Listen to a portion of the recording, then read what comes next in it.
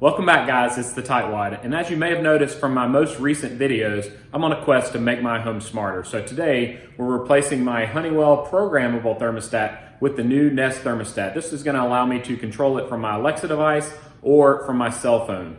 So today I'm going to be moving this Honeywell device upstairs and replacing it with the Nest. Let's go ahead and open it up and see what comes inside the box. I'm going to go ahead and get this out of the box. I've cut a little slit so I could easily get the cellophane off. And I'm going to open it. I will say that this is not a sponsored post. I did pay for this Nest Thermostat device, and it did not come from a company. I actually bought it from a friend who bought two and decided he only needed one. So I'm going to open the little clamshell style box here, and you'll see it's nice and sleek. It has a mirrored top on it. It has a little piece that you can peel off, but I'm going to leave that on until we get it installed. It already has batteries installed in it. I am going to pull out the tab to activate the batteries. And I'm just going to set that to the side here. Now I'm going to remove the center. Oh, and once I pulled out that tab, it already started activating. So it's already looking for a wireless network. Let me see what else we have here.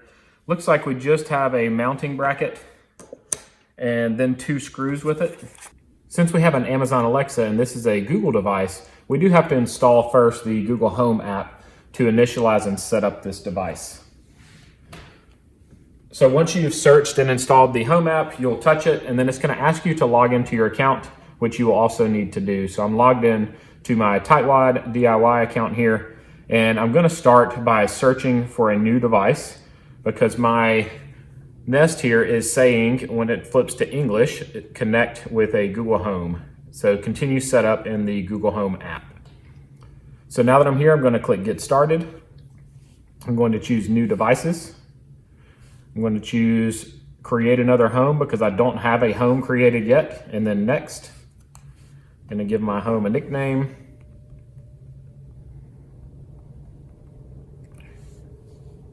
And then it's asking for my home address, which I'll have to do here. It is asking me to turn on location services so it can detect our nearby home Wi-Fi or Bluetooth devices. And I'm going to choose settings and turn that on. And I'm going to say always while using the app. I do recommend you always use the while using the app option instead of just always, anytime you're installing or changing settings for an app. And I'm going to tell it that I have a thermostat and a Nest thermostat. It is asking me to scan the QR code. So if you'll notice right here in the center of on the back between the two batteries, there's a QR code that I'll scan with my iPad camera. So it did detect the QR code. I'm going to click continue.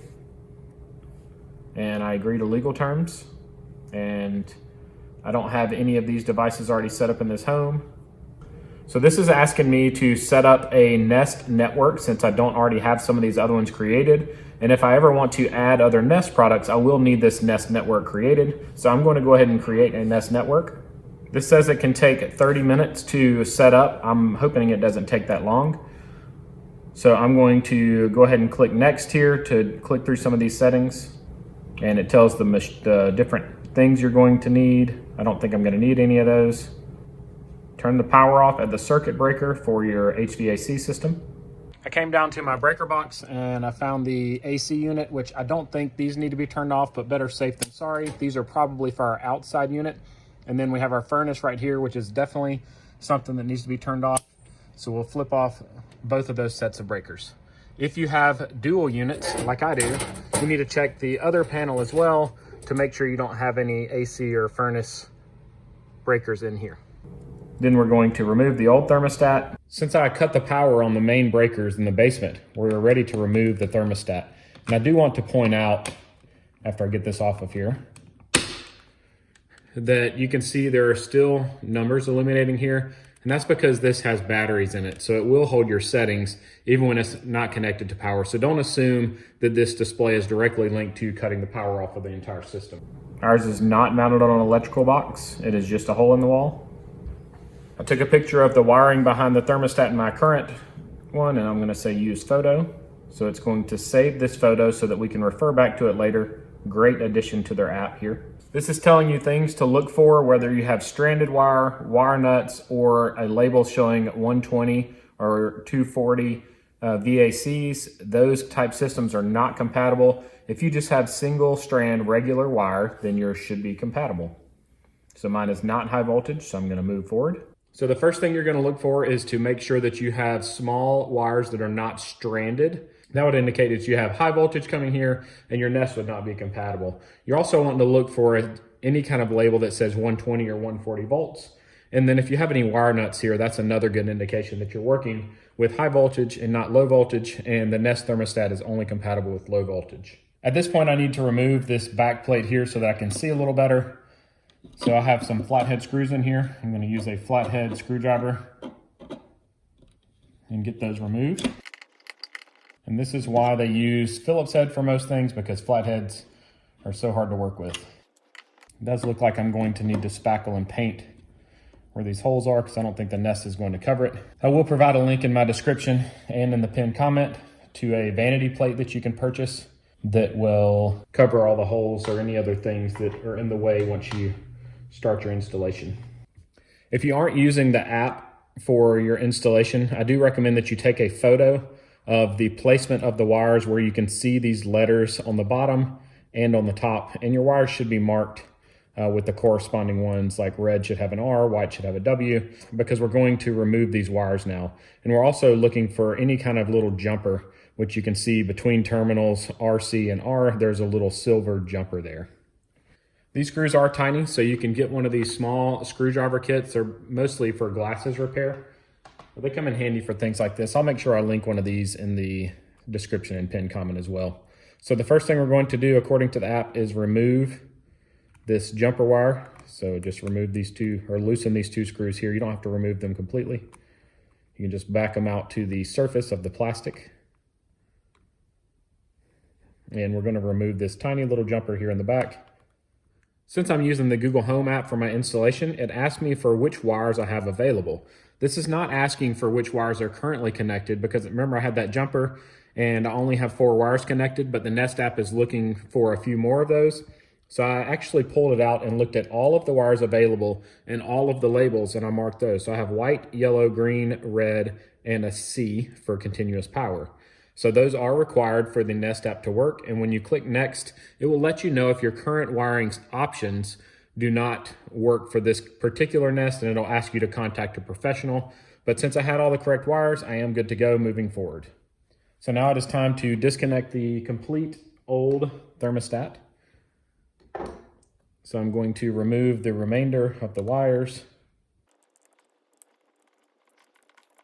With all those wires loosened, I'm going to carefully pull them up to get out of the system, and I'm going to pull this plate off. And you can see it looks like a big mess of wires here. I'm going to clean that up a little bit before I move forward.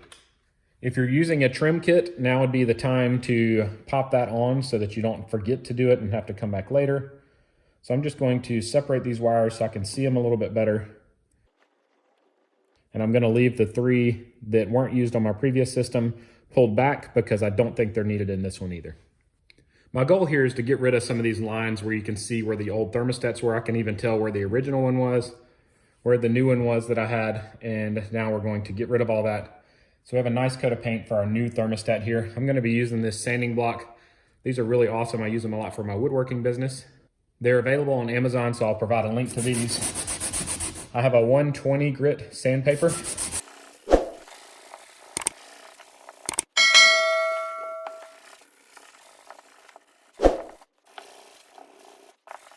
Now I'm going to take a damp towel and go over the whole thing to remove all that dust. So for spackling, I'm going to push some into the hole first. And I'm going to try to smooth it out. It helps if you go from both directions. And we're going to let that dry, and then we'll sand it again. The spackle should be dry now, so I'm just going to sand it smooth. Try not to over sand when you're using spackle, because it'll just reveal the outlines of the hole. You just want the edges of the spackle to be nice and smooth. When touching up paint on walls, I prefer to use a roller instead of a brush, because it gives that same texture as the original paint. I'm just going to run this out, and then you need to feather it away from the edges.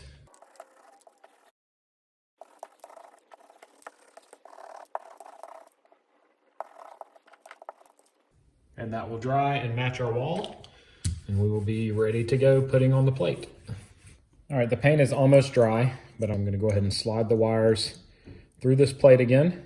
If you have a drill to help you with this part, it would be great. If you don't, I think a screwdriver will suffice as long as you're not going into a stud. And you'll know if you're going into a stud if it gets super hard to turn. So I'm gonna start this first one here. And I do recommend you start on the top. And once it gets started, put a little pressure on it and it should start screwing straight in. I'm not gonna tighten this all the way down yet because I'm gonna go ahead and put in the bottom one, and then I may need some room to get to these side pieces here, so I may have to unscrew them a little bit later as well.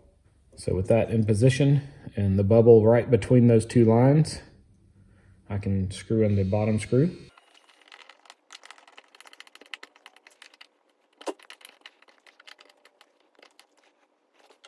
For this next step, we're gonna start at the top and work our way down on each side.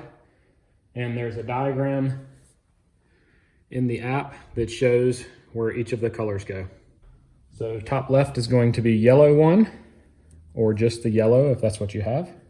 And it should slide in from the side, not from the top. Once you push it in, it'll hold itself in place. The next one is your power, so it's the C. And they're labeled faintly on the gray as well. So they're labeled right here. And then the bottom one here is W for white. And now we have the green, which the label's starting to come off. That goes in the top. And then the red. Now, if you haven't already done so, remove the tab on the battery right here so that it activates your thermostat. And then you attach the thermostat onto the base plate. It should click in place.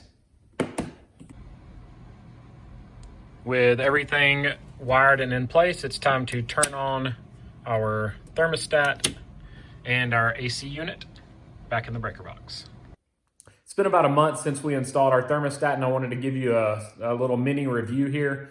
We absolutely love it. We really like that it has the sensing technology on our phones where it does the geofence around our house. So if we're coming home during the middle of the day and our presets have taken the temperature down into the low 60s, it'll sense that we're in the area and possibly coming home, and it'll kick our heat on and start to warm it up before we even get home. That way you don't walk into a frigid house. Or in the summertime, it's gonna be even better because in Georgia, we get really hot summers. I say really hot, upper 90s, maybe touches 100 every now and then, but it takes a while to cool down your house. So it's really nice to have that geofence set up around your house so that it knows when you're coming home to do that for you.